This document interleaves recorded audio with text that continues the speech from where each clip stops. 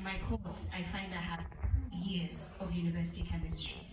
Sad days, but we passed. So now, you went through the Chiromo process and you finished and graduated.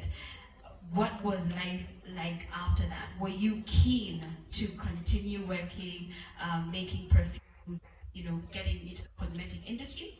And what was your first job? What was your journey like after the university? Yeah, my story on my decisions after actually by a decision that I made while in campus.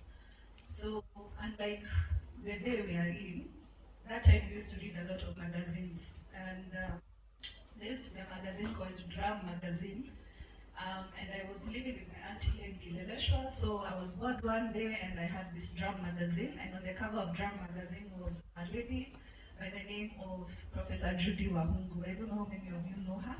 She used to be Minister of Environment, but at the time she was an Executive Director of the Africa Center for Technology Studies. This time I was in third year. And I read her story and I was so compelled. The last MC had really good English. I wish I could speak like him, but I was so compelled by her story because for me, I saw my career in her pathway. And so I said, and it's nice to be young. I was so daring, I couldn't imagine that you write to someone an email and they say, no, don't come talk to me.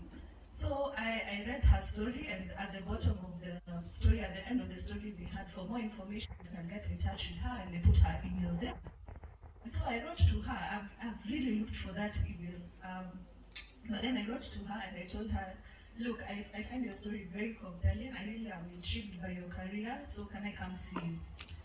And Professor Judy, who's not that tall, invited me, and when I went and met her, the first time I was like, wow, she's not that tall. But her story, she felt like a giant because she considered blue petroleum as a career path because again, money. I knew when you finish campus and you worked for Shell or BP or go join that club. I have never heard of it.